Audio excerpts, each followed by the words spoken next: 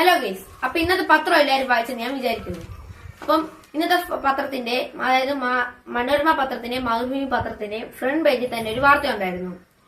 നോട്ടേ വിട, ഇനി digital currency മാത്രം. അപ്പൊ എല്ലാരും വെറുതെ ആലോചിച്ച് സമയം കളഞ്ഞു. ഇനി നോട്ടൊക്കെ നിരോധിച്ചു, അപ്പൊ ഇനി ഡിജിറ്റൽ കറൻസി മാത്രമേ എന്ന് പറഞ്ഞ് വിഷമിച്ച് സമയം കളഞ്ഞവർക്ക് ഒരു സന്തോഷ വാർത്തയുണ്ട്.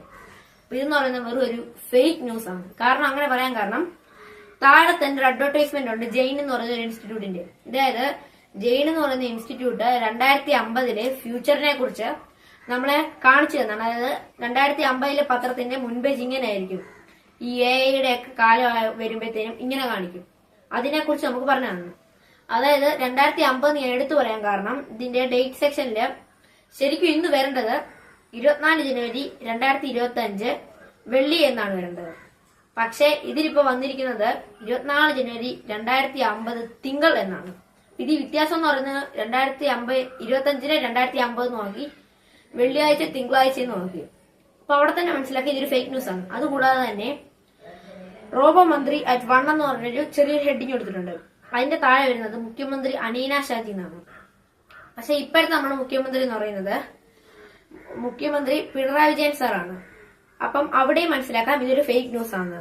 അതുകൂടാതെ ഈ പത്രം മൊത്തമായിട്ട് വായിച്ച ഒരാൾക്ക് ഇതൊരു ഫേക്ക് ന്യൂസ് ആണ് ഒറ്റയടിക്കാൻ ഈസി ആയിട്ട് കണ്ടുപിടിക്കാൻ പറ്റും. അതായത് ഇവർ സൈഡിൽ ഒരു വാർത്തയുണ്ട്, മുന്നറിയിപ്പ് എന്ന് പറഞ്ഞ്. അതിന് താഴെ കൊടുത്തിരിക്കുന്നത് 2050 പത്രങ്ങളുടെ മുൻപേജ് ഇങ്ങനെയായിരിക്കും എന്ന് പറഞ്ഞ് താഴെ കൊടുത്തിട്ടുണ്ട്. അപ്പം ഇതിൽ നിന്ന് തന്നെ നമുക്ക് മനസ്സിലാക്കാം ഇത് വെറും ഒരു ഫേക്ക് ന്യൂസ് ആണ്. അതുകൂടാതെ തന്നെ ഇന്ന് രാവിലത്തെ റിപ്പോർട്ടർ ചാനലിലെ അരുൺകുമാർ സാറിനും ഒരു അബദ്ധം പറ്റി. അതായത് രാവിലെ അദ്ദേഹം ആണെങ്കിൽ പത്രം വായിക്കുന്നതിനിടയിൽ ഈ വാർത്തയും പറഞ്ഞു. അദ്ദേഹം ഓർത്തു ഇത് യാഥാർത്ഥ്യം എന്ന് പറഞ്ഞ് അത് ലോകം മുഴുവൻ പ്രചരിപ്പിച്ചു. അങ്ങനെ ഒരു തെറ്റും അരുൺകുമാർ സാറിന് പറ്റിയിട്ടുണ്ട്. അപ്പം ഇതുപോലെ നിങ്ങൾക്കും തെറ്റ് പറ്റിയിട്ടുണ്ടെങ്കിൽ കമന്റ് ചെയ്യുക. ഓക്കെ, അപ്പൊ എനിക്ക് ഇത്രയാണ് കണ്ടുപിടിക്കാൻ പറ്റിയത്. നിങ്ങൾക്ക് എന്തെങ്കിലും അറിയാമെങ്കിൽ അതും കമന്റ് ചെയ്യുക. Okay, bye bye.